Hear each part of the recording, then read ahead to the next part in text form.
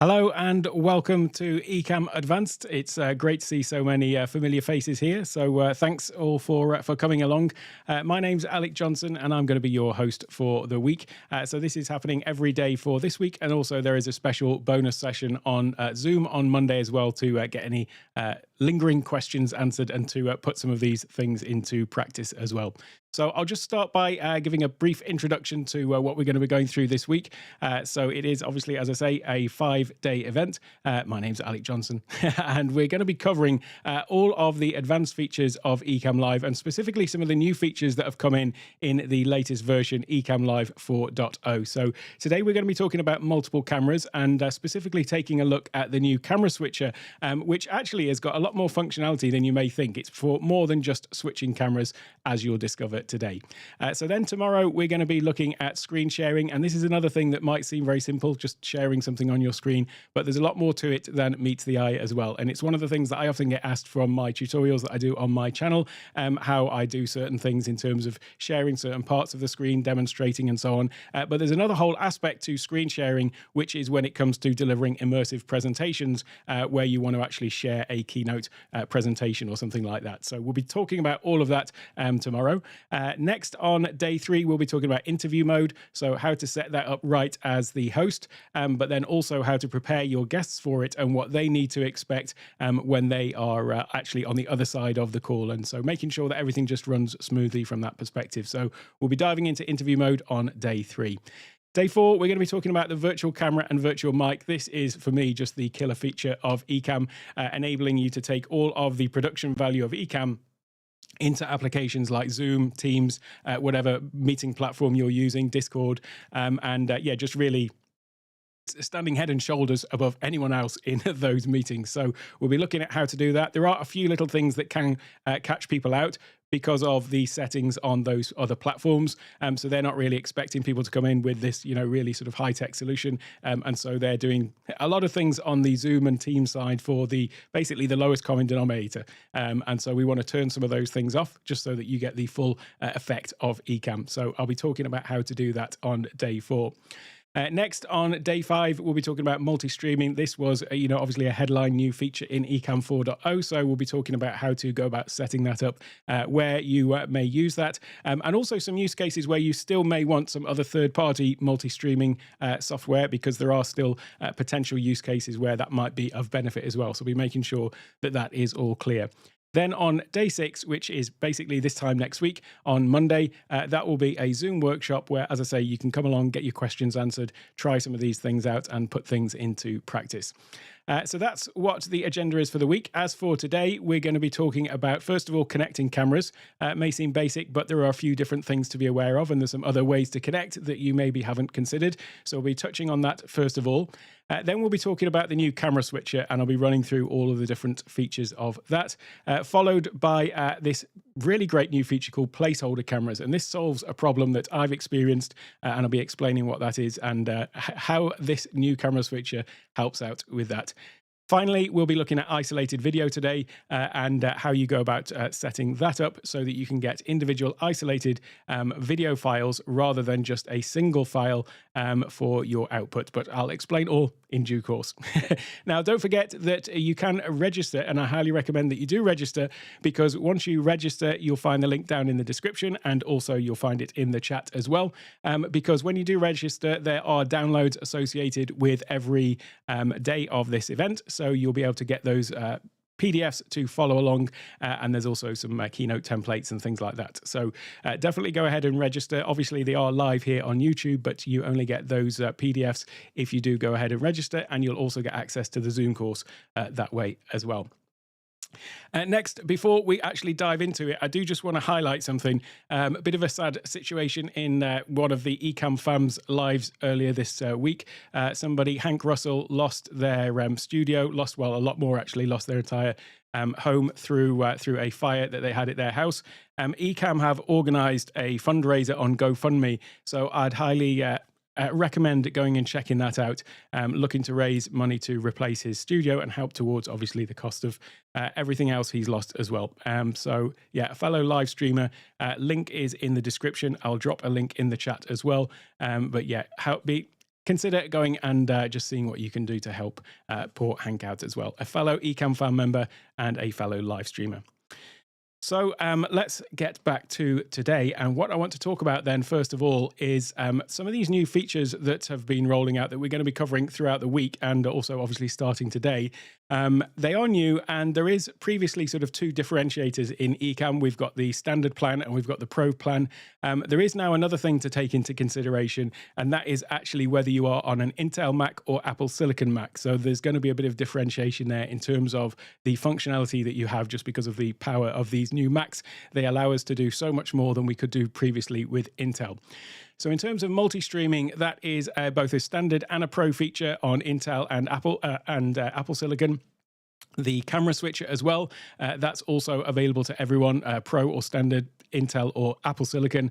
The ISO video, though, basically what that's doing is, I'll talk about it more later, but it's essentially encoding multiple video files at once. And so it's a really sort of processor-intensive process, really. You know, instead of encoding one video, you're encoding the entire output of Ecamm. Then you're encoding, you know, multiple different camera feeds as well. And because of that, it is only available with an Apple Silicon Mac, and again on the Pro plan as well. I should say though that ISO video is for video, obviously, but we have had the ISO audio for a long time on the Pro plan, so that still is available even on Intel. So if you want to get the ISO audio, which is great for recording podcasts, or even just if you're repurposing and you want to get those isolated audio tracks to then, you know, put with however you're repurposing the video, that still is available on Intel as well. Next is interview guests. We'll be talking more about interview mode in a couple of days' time. Obviously, this is a pro feature, and up until now, the limit has been 4 guests.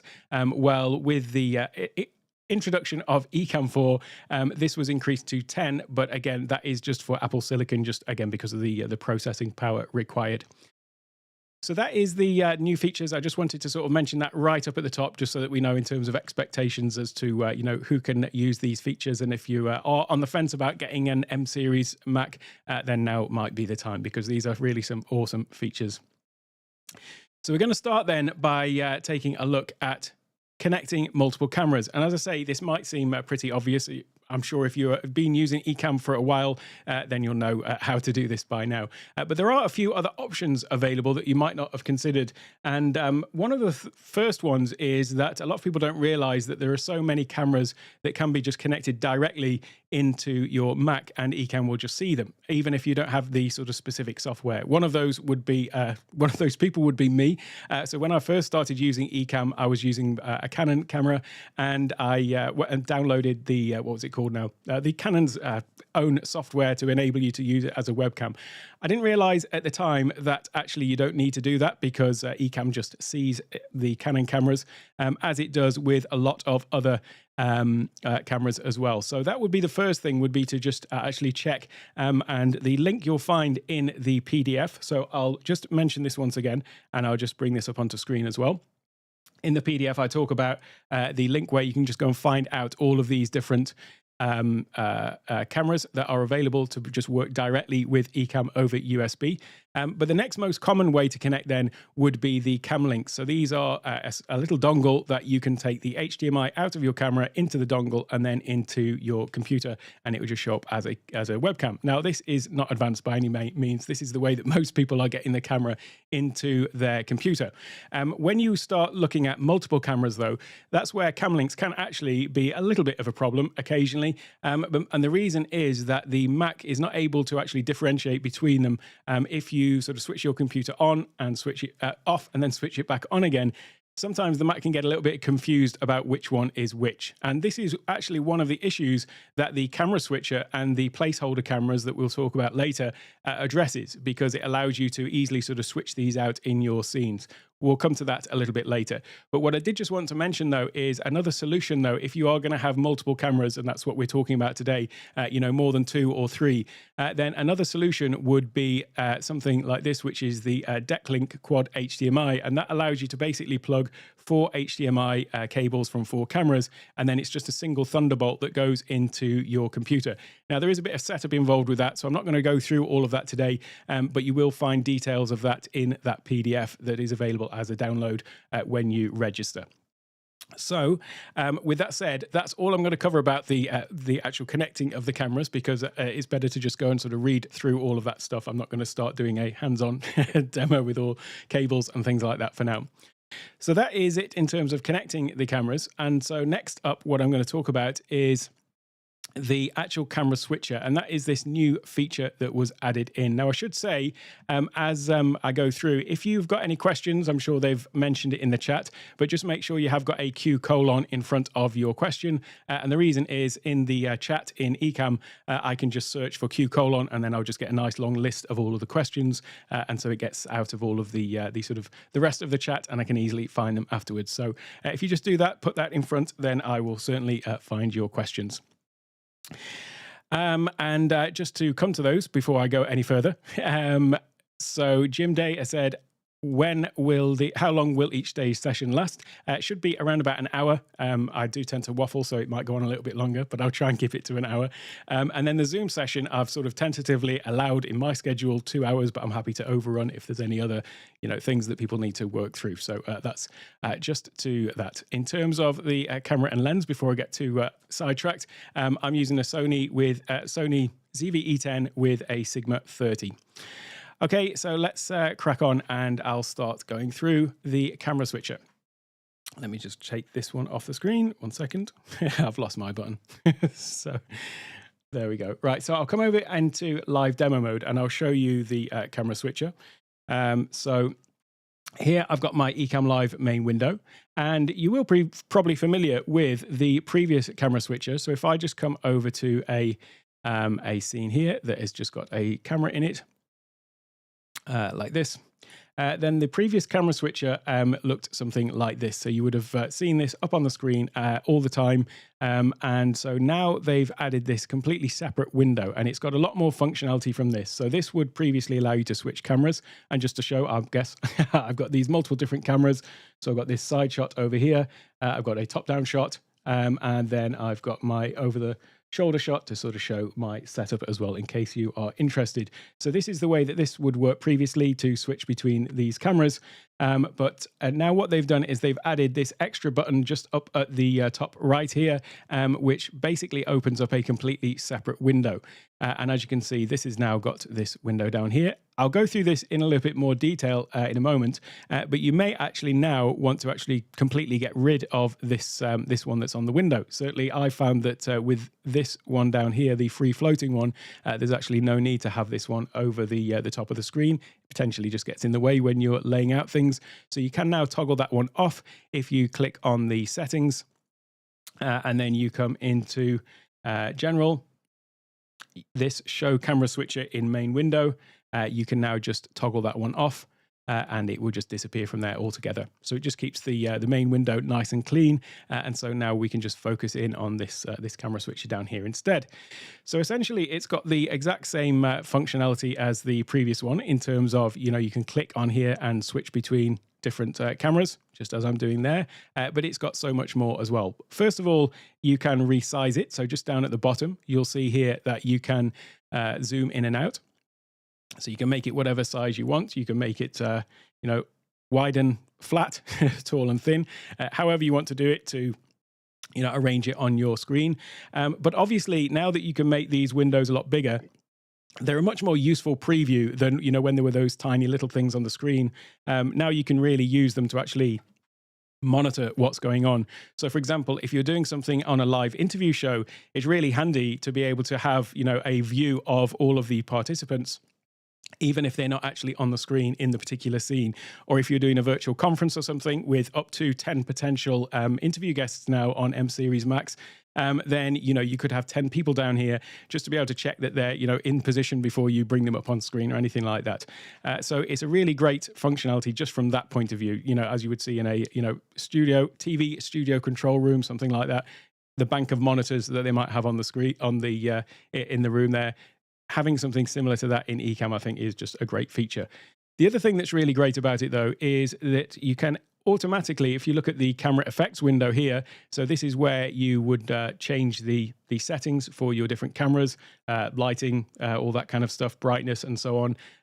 Well, now you can just actually access the cameras by clicking on this little icon that you can see here.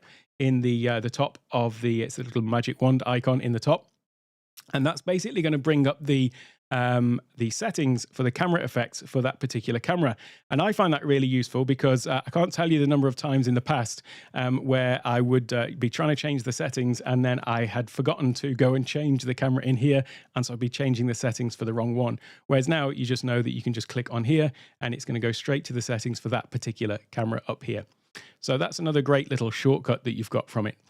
Another reason that you could use this, though, is that from the little 3 dots just up in the top corner here, what you can do is click on there and you can actually pop out these video sources, or rather duplicate them, to show them in their own separate window. And the reason you might want to do that is, again, coming back to that whole idea of a production suite and a control room where you want to have a monitor for specific cameras. Maybe you've got a studio setup and there's some people on the actual presenters, for example, and you want to show them on monitors what's going on. Then you can actually pop out the video from any one of these into its own monitor. So source video monitor, and then you can just send that to any other monitor that you've got connected. The other thing you can do from here is also show in separate window. So if I pop that out, you can see that there I've just popped out and I've got a free floating window with just that camera. I can do exactly the same for this one. So I'll pop that one out. So you can see how you could quite easily make up, a completely bespoke panel with, whichever cameras you wanted to focus in on. So I'll just close those down for the moment. So it's a really useful feature. Just quickly, I keep saying the M series. So yes, M2, M1, all of that. That's all Apple silicon as opposed to Intel. So Apple chips. So that's what I'm talking about there. Yeah, the M2 is that. Let me come to that. I'll come back to some of these questions. I'll come back to some of these questions in a moment. So just whilst I'm on the camera switcher then, the other thing that they have added in here, if I just come over to this one, is 1 second. I'm pressing the wrong button. That's right. So the other thing that they've done in here is added in the functionality to add and remove things from the switcher. So previously, if you remember, there is a control up in the camera section here where you've got all of these different cameras listed down here, but some of them you might not even want them as options. So I've got some that I don't really use anymore. So there's a couple of different things that I've tried out here, but I'm not using. So I don't want them to necessarily appear in the camera switcher all of the time. So previously, you would come down to here, including camera switcher in the menu, and then you would just check the ones that you want to include and the ones that you don't want to include.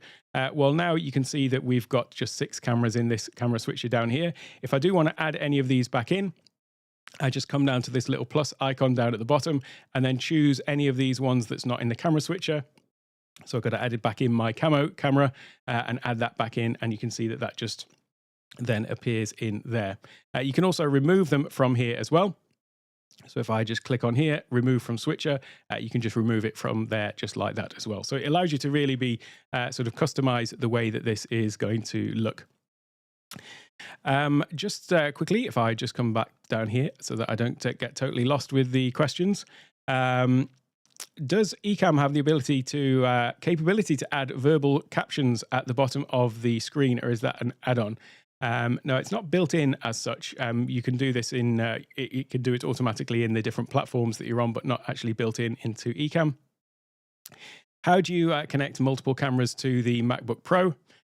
Is the next question. That is basically, you'll find that in the document that you'll get as a PDF. You can just basically connect them into a hub through the CamLink, or alternatively through that DeckLink device, which I mentioned earlier. That is also going to do that for you as well. The presentation software that highlights and magnifies the cursor, that is an application called ProMouse. I've got a series of videos all about that on my YouTube channel, actually. If I forget, I'm not on mine. But yeah, that's what I'm using to highlight the cursor there. And that is just software as well. The camera switcher, when you were using it in the beta, you noticed that the processor usage was going up. I'm not noticing the processor usage going up myself from using the camera switcher at all. do I have an opinion about the Ecamm mini platform for multi-camera live streams? The thing is, it's the Ecamm is basically a hardware version of kind of what Ecamm's doing. I've personally don't find that it is anywhere near as versatile in terms of just being able to create scenes. You'll see that in a moment because I'm going to show you the next great benefit of the camera switcher. So yeah, I'm not.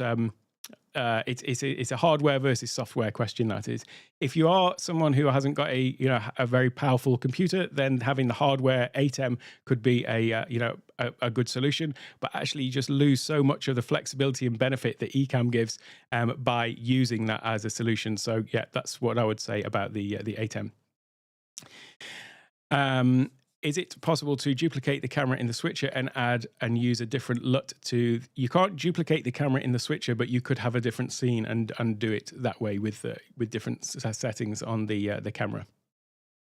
Let me before I get too sidetracked, the other thing then about the camera switcher to highlight is this concept of the placeholder cameras. So that's what I'm going to talk about next, and the placeholder cameras really solve a couple of problems. The first problem that the placeholders solve is that issue that I was talking about, where you might have had a situation where you've got multiple CamLinks connected and it is sort of forgetting which one is which. And so there was cases where people had built out a whole series of scenes using, their main camera is their main camera. Maybe they've got a top-down camera. Maybe they've got a side angle. You could build out, multiple different scenes, switch the computer off, switch it on, and then the Macs got confused and sort of switched them around. And then it was this laborious task of going through and, reassigning the correct camera to each scene. So this is kind of one of these situations that this placeholder camera solution solves. So let's have a look at how this works. And it's in the camera switcher itself, but where here it says all sources, which is where we've been looking up until now, you've also got this option here for AB, and that is these placeholder cameras, because basically you're just going to label them camera A, camera B, and so on. So if you can see in here, we've now got camera A and camera B, and the name tells it really what it does. It's a placeholder camera, which means that you just put these things into a scene. So you could say, right, well, camera A is going to be for my, front on shot. Camera B is going to be a top down shot. You can add further cameras in here as well. So if I just come down to the bottom and click plus, it's going to add another placeholder camera. So now we've suddenly got camera C. And then what happens is you can basically come in here and decide which camera you want to assign to that placeholder. So let's have a look at how this might work in building out some scenes. And here you're going to see something which certainly the Ecamm can't readily do. So let me just change this over to another one. So here we've got three cameras. I've got my front camera, my top-down camera, and then also this side shot here as well. Let's say that I want to build out some scenes. So I'm going to click on the little plus icon here to just click like that, so that I'm starting with a completely blank scene. Here also is a killer new feature of this camera switcher, because I can literally just choose the camera I want and just drag it and drop it, and then that's it. We've got the camera in the scene.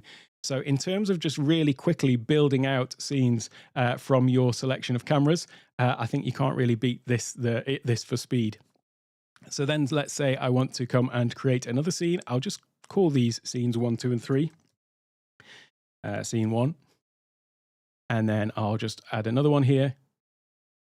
I'll call this one scene 2, like that. So I'll just drag another camera onto there, as easy as that, and we've just got it all lined up.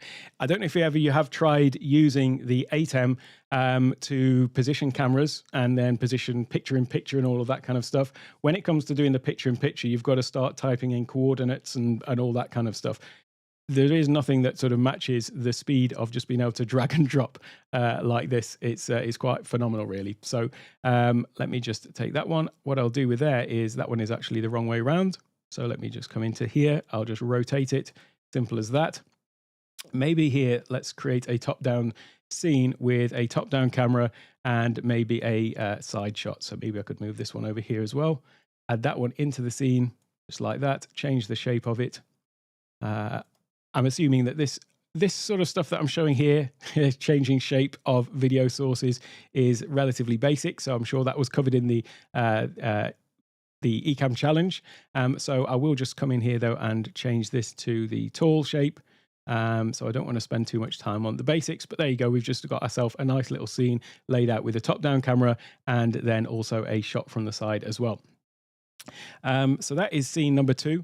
So let's say that I connected my cameras now, though, and the scenes were all suddenly mixed up and the things weren't where I was expecting them to be because the computer, as I mentioned, sometimes the Mac forgets which CamLink is which.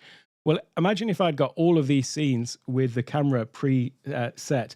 I don't now have to go through and change the camera individually in each scene. If this one was in the wrong place, and it should actually be my front-on camera, for example, all I need to do is actually, instead of changing it in the scene itself, all I would need to do is come into the camera switcher, into the placeholder cameras, and then from here, I can just come and change the camera to be whichever one I want it to be. So that would be this one, and then it's gone through and it would make that change and propagate through all of the scenes. So that would be a really good way to just sort of correct that issue. But there's also another little benefit to this, which is if you are working with somebody and collaborating where you are, working with somebody, somebody's maybe creating the scenes and then maybe the other person is actually, presenting or whatever. Normally what would have happened is one person could create the scenes and they would send them over to the other person, but then the other person would then have to go through and assign all the cameras to each individual scene.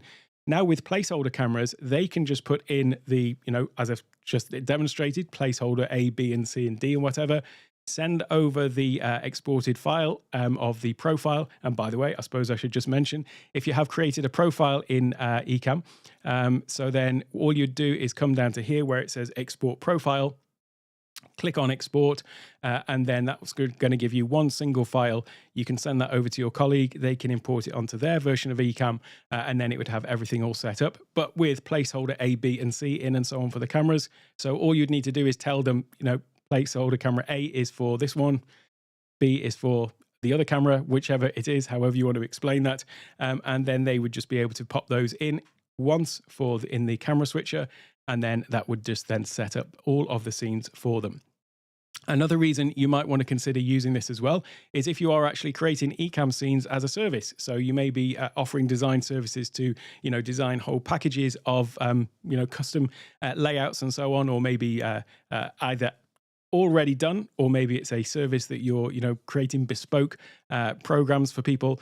Now that makes it a lot easier to do that as well. So lots of use cases for these placeholders, actually, more than you might initially think.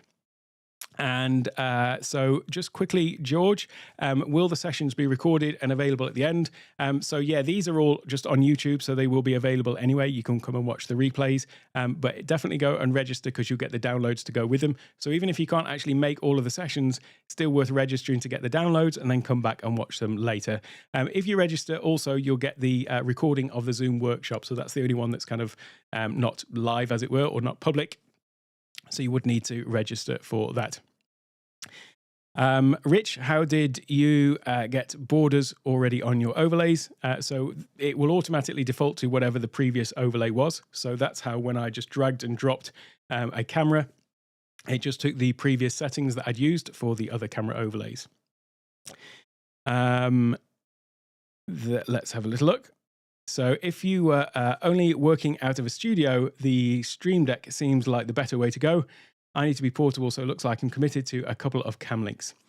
Oh yeah, the DeckLink. Yeah, so it is a device. So yeah, if you're a portable setup, then 2 CamLinks is fine anyway. The DeckLink is more for if you've got multiple camera setup with 3 or more. It's not necessarily economical if you've only got a couple in any case. So yeah. By the way, the DeckLink that I mentioned, although that's got 4 sockets, if you get a sort of expansion chassis with multiple slots, then you could have 4, 8, 12, 16, whatever. You can just sort of stack them all together. So yeah, you really can have a lot. Okay, so that is the camera switcher, and as I say, it's got some a lot more power under the hood than you might initially think. So I think it's a really great addition and certainly speeds up the process of making scenes. And in fact, the challenge that I'm going to be giving you at the end is to actually go through and create some scenes using the placeholder cameras and also just that drag and drop. I think some people don't realize that you can just drag and drop things from there, and it's a really sort of quick way to do that. Now, the camera switcher also leads into the isolated video because the way that you sort of define what you're going to be recording is actually based off these settings in here. So if I come into my settings on here, for example, if I start sharing my screen, that might help. A couple of further things about this. So what you'll notice is in the sources here in the camera switcher, you've got all sources, and then we've also got the A and B in there. Before I go on, I should say that the settings here for the individual cameras are separate to the settings for here. So you can actually come in and make some changes to these that don't necessarily apply to the original. So that actually does come back a little bit, Caleb, to what you were saying. Yeah, you can apply the settings to the placeholder cameras rather than the actual cameras themselves. So if I come over to the preferences, though, you'll see here in the camera switcher that we've got camera A, camera B, camera C. The way that you change these, perhaps I didn't make that clear enough as well. You have got this little drop down here.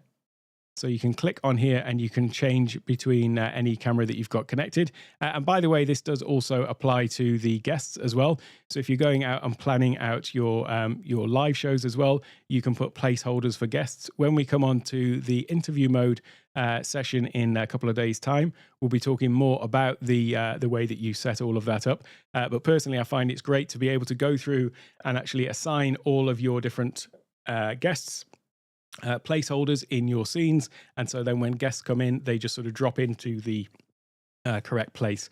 You can also set scenes up, as we'll see, with screen sharing for your guests as well. So this is the way that you could set these all up. Again, coming back to this concept of one person being able to create the show. Often you'll have someone producing versus somebody presenting. So being able to set all of these things up with placeholders and then just give someone instructions as to, you know, which camera needs to go where or which guest needs to go where if they are sort of running the thing in the background. So quick question from Homesick Mac. Hello, Dragon. I'm using Mac M1 Mac Mini with 3 cameras shown at the same time. The third connected through the A10 Mini Pro. Otherwise impossible. Planning to have 4th camera and looking towards M2 machines. Yeah, also the other thing that I forgot to mention about the ATEM obviously is you can have all the cameras going into the ATEM, just coming back to the previous question, but the computer is only going to see them as one camera. So some people talk about, can they use an A10 with Ecamm? Technically, yes, but you're kind of losing the functionality then of being able to switch between them, because if an A10 was plugged in now, all Ecamm would see would just be one camera, which would be whatever's coming out of that. So I know that that's not what you were saying, Dragon, but yeah. Yeah, if you're planning to have a 4th camera and more, then certainly the DeckLink is a great solution for that. So then the next thing on the agenda to talk about then is this concept of isolated video. And what isolated video means is the ability to basically capture not just your actual video, so the production as is going out, but also capture all of the individual feeds as well, or at least some of them, not all of them quite yet. So here, for example, I've got my main shot. Maybe I might also be recording and using a top-down shot to demonstrate something. And I might want to have the individual feeds of both of those separate cameras recorded. Or, of course, if you're doing something with interview mode as well, where you've got guests coming on, you might be wanting to record your podcast, for example, a video podcast, and then repurpose it and take out little clips from all of the individual guests who are coming on. Or maybe you're doing a virtual conference, again, wanting to repurpose that way. So lots of reasons why you might want these individual video files to then go and use afterwards. And so that is the other really sort of standout new feature in Ecamm 4 is this ability to record from multiple different sources, not just the main feed. So the way that you do this is, if I come back into my demo mode, now we've got this recording tab here. And in the recording tab, you'll find the option to record or broadcast. So that means when you stream, it's going to automatically record as well, which is a pretty good standard procedure. But now we've got this isolated video track section down here as well.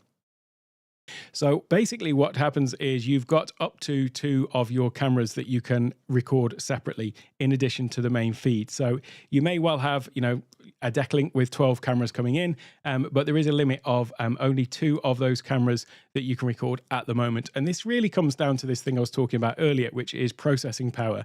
You are basically having to do, double the work if you have got 2 separate video feeds that you're encoding, because it's encoding them simultaneously. So you're literally adding multiples of processing power required to do this. And so whilst there are some very powerful machines out there, the last thing that you would want is for somebody who's maybe not on the fastest machine. I'm certainly not on the fastest. I'm on a very fairly lower end Mac Mini as it happens. And so I wouldn't necessarily want to be recording 10 4K video streams all at once, because probably couldn't handle it. So there's a balance here between functionality and usability as well. And the M series are great. They're only going to get better. So I can imagine, I don't want to put words in anyone's mouth, I can imagine that this will increase as processing power increases as well. So you can choose between the different cameras that you've got. And the way that these are assigned is basically linked back to those placeholder cameras. So if you look on here, the camera switcher, we've got the all sources, and then we've got the A and B cameras, the placeholder cameras. Just down here, camera A and camera B, you'll notice that this at the moment, this happens to be the capture card I'm using on this camera, the Livestreamer Cap 4K, which is another option. And then the camera B is a CamLink 4K. And by the way, I've used different ones just to previously avoid that issue with them getting confused. But camera A and camera B, those directly relate to here, the isolated video, camera A and camera B. And it actually also says in brackets here which camera I've got selected. If I was to change camera A to this one, you'll see that as it is changed there, so has the name changed there. So there is a direct link, basically. This is where you're going to effectively choose which of your cameras you want to use as the isolated video. You also have some other options then when it comes to what you are going to be recording as an audio track in with that video track. So here, if I select camera A, it's now going to start to record that as well.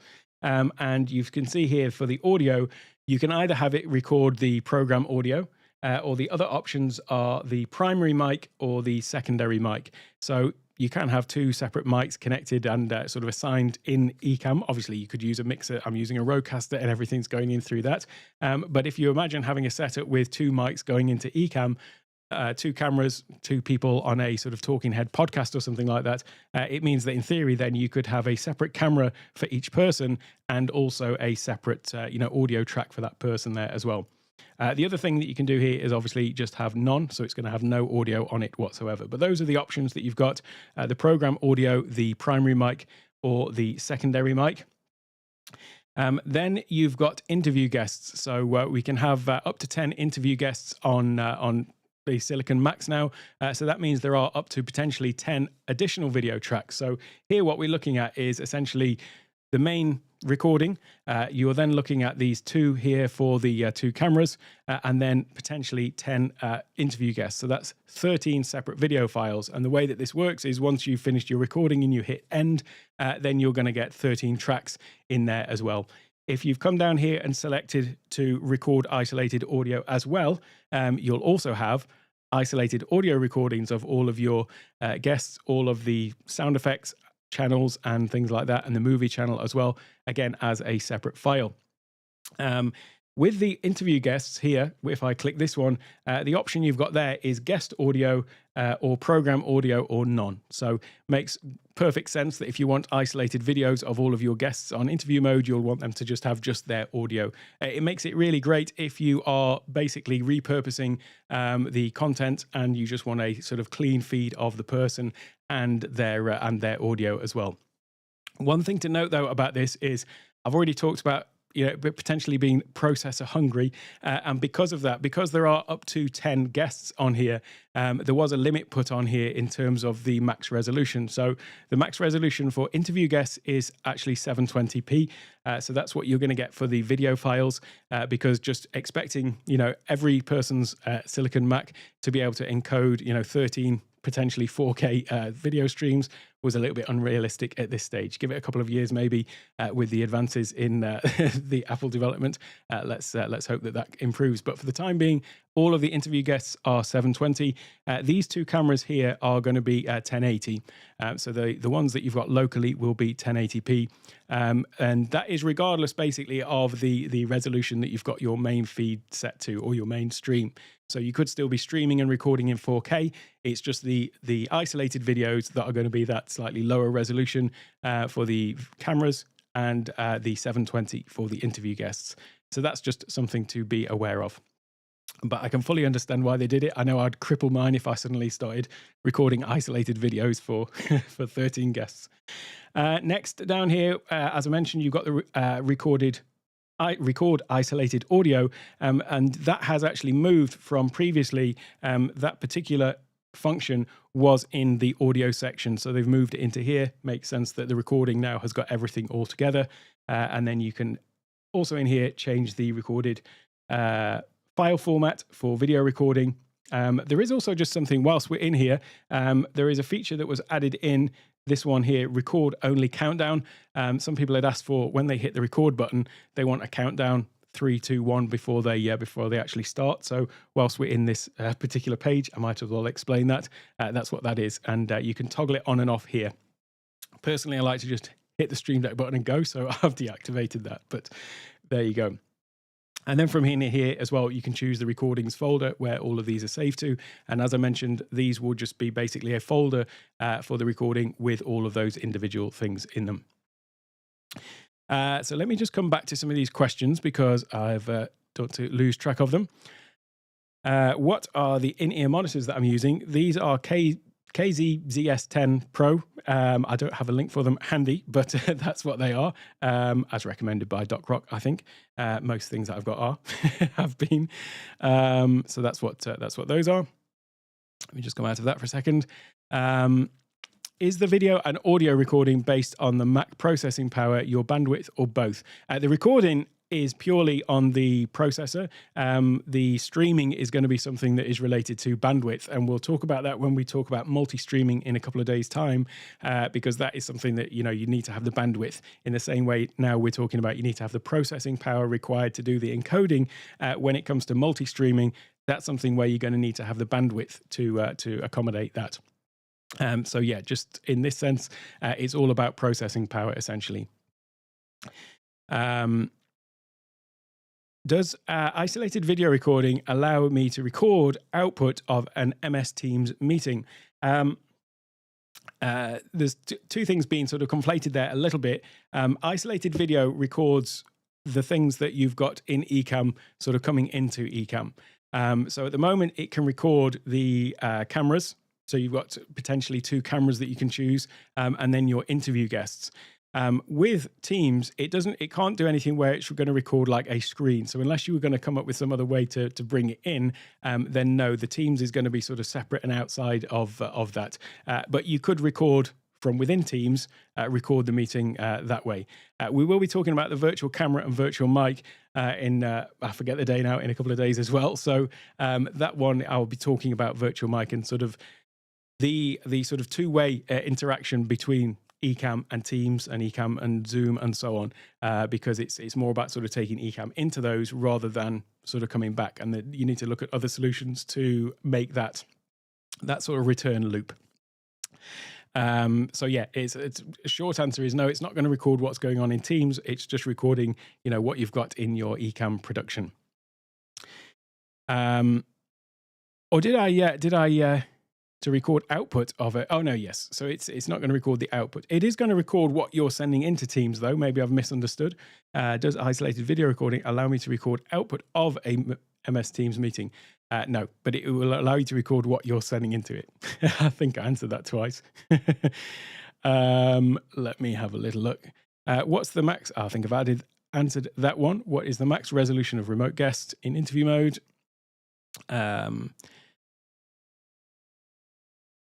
If some cams are at 4K and some at 10, will each record at max resolution. So yeah, that's the thing. It's just capped at 1080p for those two ISO recordings. Why are some of the recording options grayed out? Okay, let's go back to that. That's probably because I had not got them selected. So let me just come. I think you're talking about maybe here. So here I just hadn't got this one selected. So you'll see that that's grayed out because I didn't have it checked. So if I check it, then it will become, it'll show up.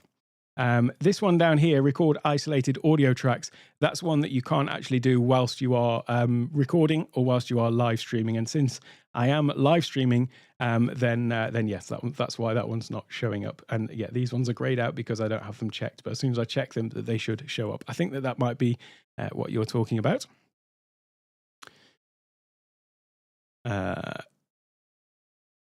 I think I've caught up with the questions. If you've got any more questions about anything that I've covered so far today, then do feel free to ask away.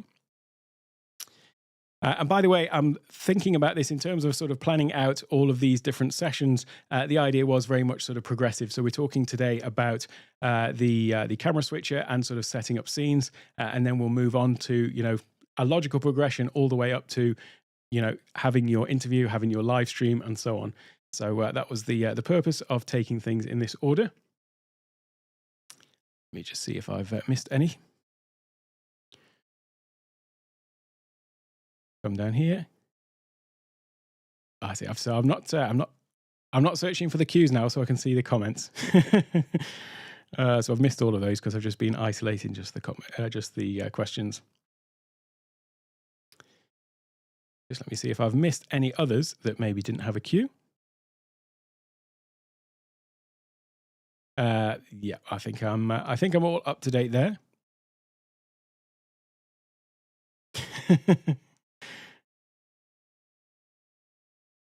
I'll have to say whilst more often. Thanks, Tatiana.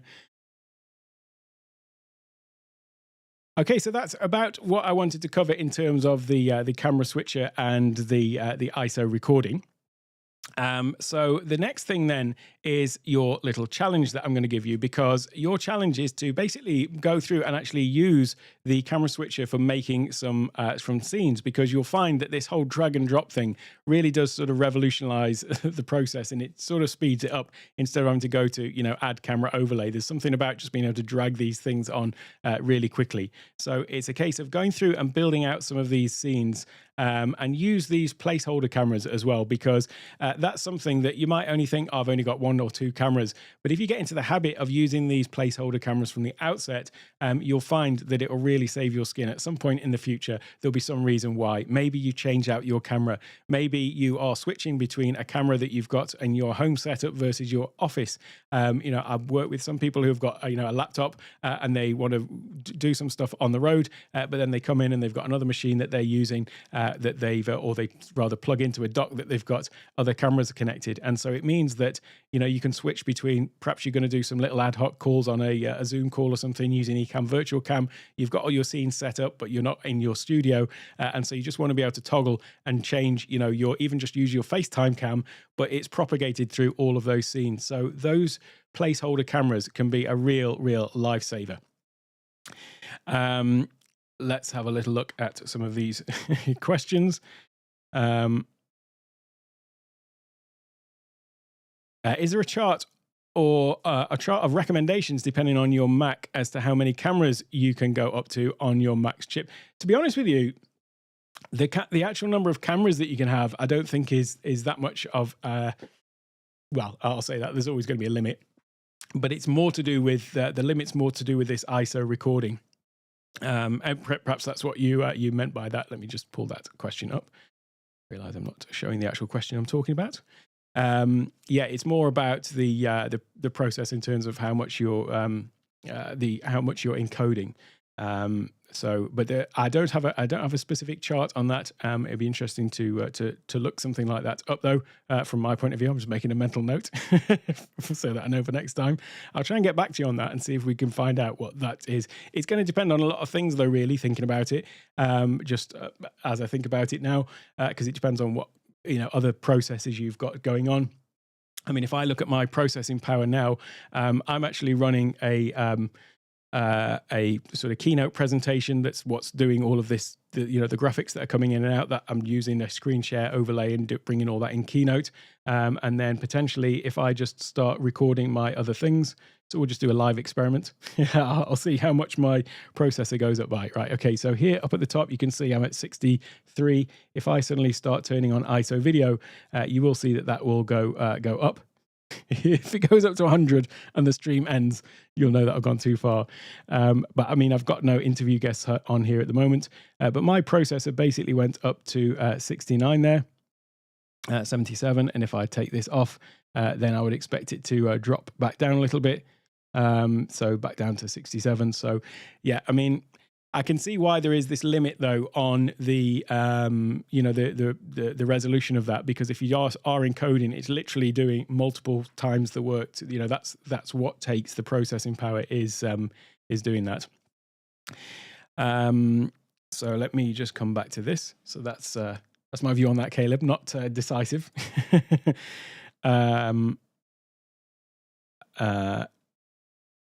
Can I demonstrate an ATEM Mini Pro as relating to multiple cameras and how they configure to scenes?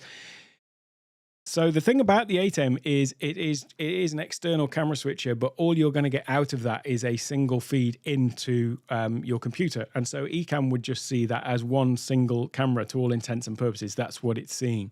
So what you lose is the ability to create. Well, let me just come back to that scene that I created earlier, where we'd got the top-down camera.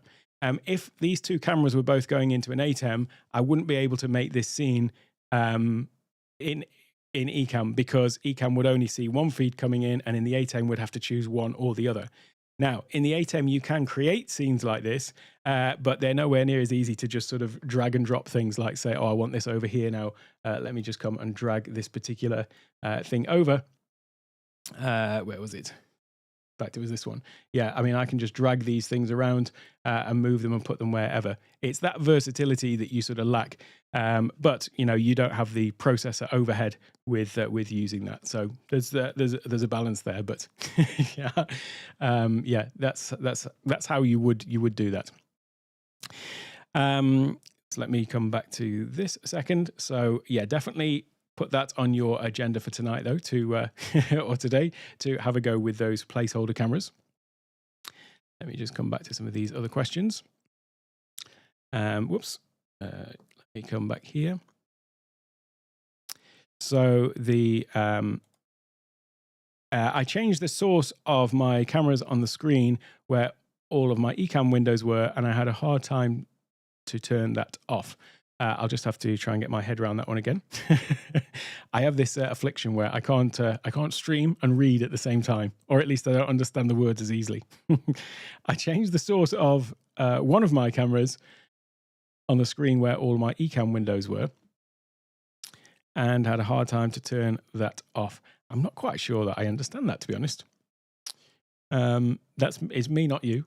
I guarantee it. My brain's just not quite working. Maybe I'll come back to that one. Will I be covering sound from two camera setups this week? I recently used Shoot with an iPhone as a second camera in Zoom with Ecamm as the camera, and got severe echo.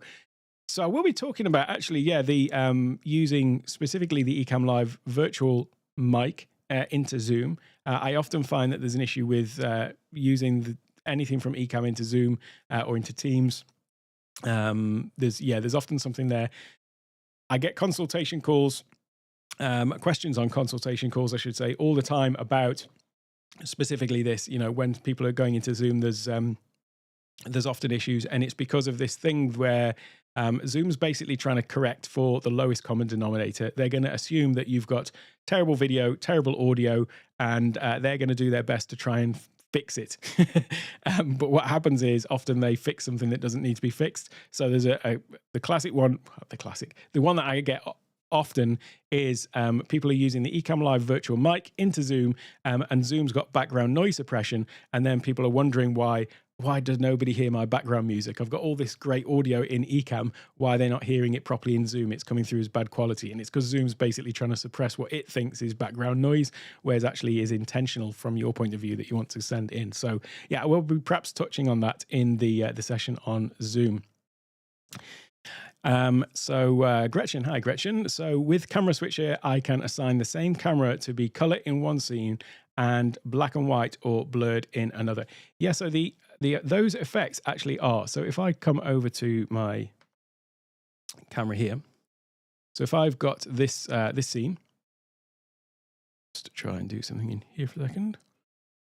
If I come to this scene here, and then I'm just going to duplicate it. So now we've got a copy. And now if I add a blur effect, am I doing that to the right camera? Let me make sure that's camera A. Yes, it is. I'll add the blur effect. So that's blurred out that camera. But if I go back to scene 1, so here I'm just switching between those two scenes, then you can see that it is retaining that setting on a scene by scene basis. So I think that is what you're talking about. Same camera to be color in what? Oh, well, it was actually black and white, wasn't it? Whoops, wrong scene. There we go. So we got it blurred and black and white in this one. And then in this one, we've got it in color and not blurred. So that should answer that question. Do you have any recommendations to connect iPhones as NDI cameras? I certainly do. And I would recommend NDI HX camera. That's the one that I use. Also Camo. So there's Camo by Reincubate. And I do use Camo for when I want to have in fact, for almost a year, I used an old iPhone as my top-down camera. I've replaced it now with something else, a ZV-1. But for the longest time, that's what I used as my top-down cam, and that was using Camo by Reincubate, and you can have it plugged in and work that way. It does now also, since an update, I think 3 months ago or something, that works wirelessly. But I use NDI HX camera as well, and that just sends out a signal. You don't need any software on your Mac. With Camo, you have some software on the Mac that you can use to do some really great adjustments. You can do color correction and that sort of stuff, or color. No, let me rephrase that. Adjustments to the picture with Camo. NDI HX camera is just a more simple app that you just basically start it up. You can make some changes, but like here, that's what I'm using now. So it's just a great way to have a little wireless camera. So that's exactly the camera that I'm using now, NDI HX camera. There is another app as well by them, which is called NDI HX Capture, and that basically sends the screen of your iPhone over NDI as well. So yeah, they're great to just have these things over NDI that just show up, because Ecamm can see anything over NDI. So anything that's sending an NDI signal out, it will just show up as a camera in Ecamm. Let me have a look. Hey, Neil, how many cameras do you currently have connected, and are they using CamLinks? If so, are they connected via a hub, the Mac, or a mixture of both? So I've got a selection really of things. So I've got this camera here, which is using the AVerMedia Cap 4K, which is their AVerMedia's capture card. That one or the CamLink are recommended. If you start using some of the sort of generic capture cards, they can be hit and miss. There's some low cost ones, and sometimes they work, sometimes they don't. I've got a CamLink for my top-down shot. So this one is a CamLink 4K as well. And that is going into, sorry to switch around too much. That one is going into a hub. So these are both going into hubs, in fact. And it is the CalDigit Element hub is what they're actually going into. Then I've also got a Canon camera, which is the camera that I've been using since I started my channel, actually, and it's now sort of retired off to the side. This one, hello. And that one's coming in over USB.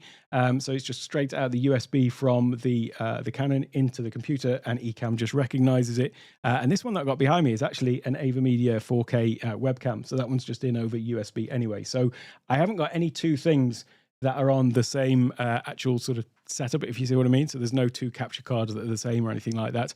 Yeah, so that's what I'm currently using, Neil.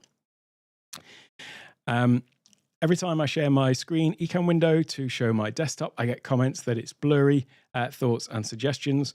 If you are talking about in Zoom, then catch the session on Zoom, because yeah, there's something you can do. You can basically request Zoom to upgrade your quality of your video. So that I'll cover that in more detail. There's some technicalities and nuances about that. So if you don't mind, I'll cover that in the Zoom session. In fact, if you register for this event, find the link down in the description or in the chat, then you'll get the download for Zoom. And I've done a real sort of in-depth thing in terms of the settings and explaining it all. So that will definitely help you as well there, Christian. To confirm, Ecamm only takes 2 cameras via CamLink 4K. No, that's just what I happen to have here. Ecamm, if you want to do a search for Keith Pelzer in the Facebook group, he's got 7 CamLinks connected. So you can have multiple CamLinks connected. The reason that I was saying about the potential for the DeckLink is just because it means you don't have then, potentially 7 CamLinks hanging off dongles. The beauty of the DeckLink is that it's in an enclosure, or you get an enclosure for 1 or 2 or 3 or 4, however many of the cards you need. And then you plug in all the cables to that, and there's just one Thunderbolt cable then that plugs into your computer. So it's a much more sort of simple solution rather than having, all these dongles hanging off the back of your either the dock or your computer. So no, there isn't a limit in that respect.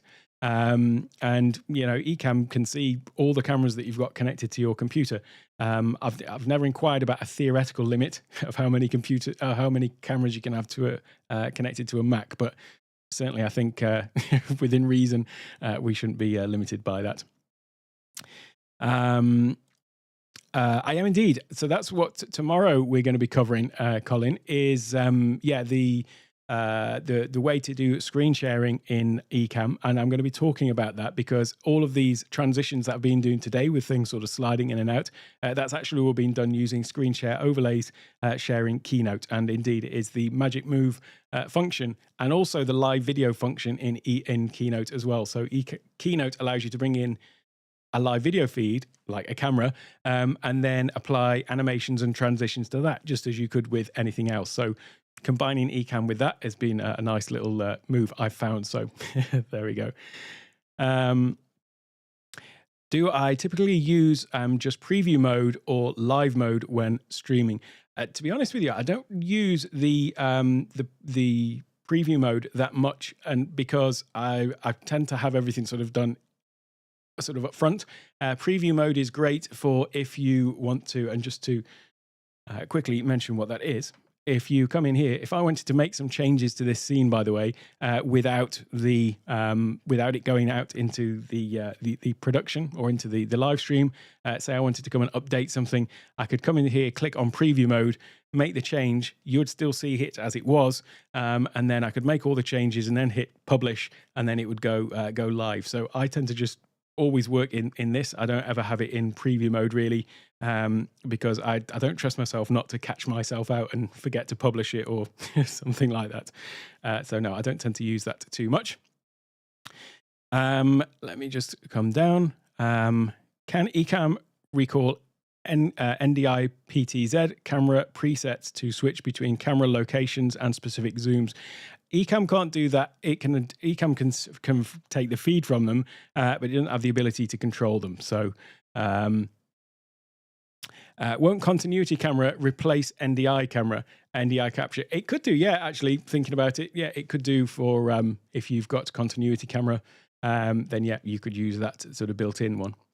It just depends if you've got the things capable of doing that, I guess.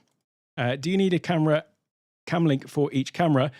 So if you're not going to use the DeckLink, then you are either going to need a capture card, or you could potentially bring in the camera directly over USB. Even sort of a DSLR or a mirrorless camera often allow you to connect just over USB. So in fact, the one that I'm using now, the Sony ZV-E10, you can just connect that directly over USB.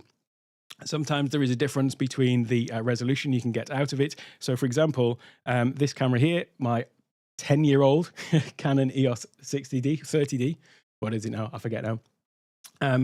The resolution of that is only 720 coming in over USB, whereas if I took a CamLink, then I could get a higher resolution. So yes, you can indeed, and I do. I've got a second computer that I do use as a camera input.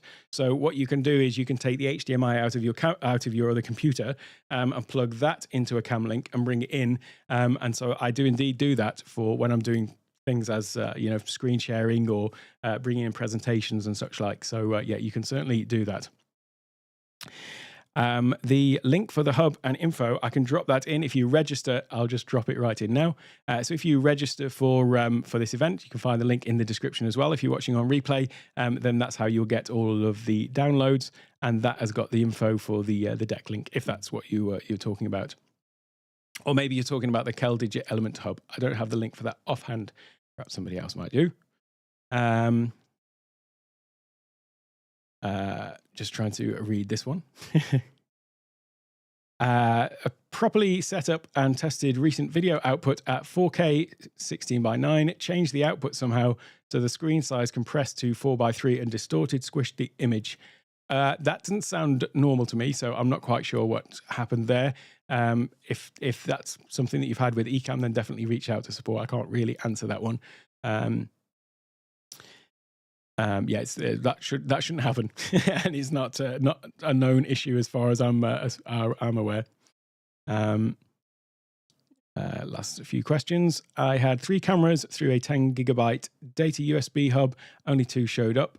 A plus B or A plus C was solved by connecting 2 cameras through monitor. I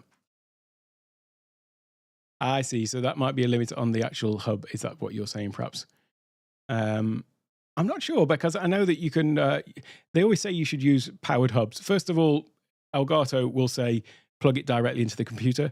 They'll always say don't use hubs. But I know the man that I mentioned earlier, Mr. Pelzer, his weren't even going into a powered hub, as I recall. It was just, a standard USB, and they were just all plugged into there. So I'm not quite sure about that. 3 cameras through. Yeah, I don't think that should be an issue. There can sometimes be issues with depending on what else you've got plugged into it. But yeah, the guidelines will always be plug it directly into the computer or into a powered hub. But that should do it. So I'm not too sure on that one, I'm afraid. Oh, hi, Michael. I just realized I missed your question the other day. I will show you. I won't do it here, but it's not sort of relevant to this. But yeah, on my channel, I will be talking about the WaveLink.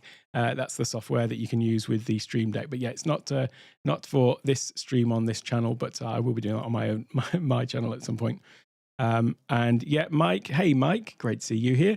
And you are currently using a MacBook Pro. It's an M1 Mac Mini. That's what I'm doing. So yeah, and it's the base Mac Mini as well. I probably should have got the next one up when I got it, but I went with the base one. So yeah, definitely I'm doing that. And so the hub, I'm not sure why that would be working, why that would not be working. Sometimes these things do get confused by it. It might depend on what other things you've got plugged in there. Always good to take everything out and just put just the cameras in and see how that goes. So just coming back to your original question, maybe just start with that and see how that goes. And what type of hub is it as well? Maybe drop this in the Facebook group and I'll pick it up in there. Otherwise, I'm going to start a back and forth troubleshooting conversation with a 10-minute delay. Tag me in it in the Facebook group or in the Discord in the Ecamm group, and we'll pick it up in there because I'm not quite sure why that might be. So yeah, it needs a bit of troubleshooting. I think I can't just think off the top of my head. Okie dokie. If there are any more questions on this topic, then do let me know. Don't forget, though, your challenge, should you choose to accept it, is to try that concept of building out some scenes using the camera switcher. It really is a great new feature that's been added in. I've been using it all the time and creating scenes for other people and things like that as well. It's been highly useful.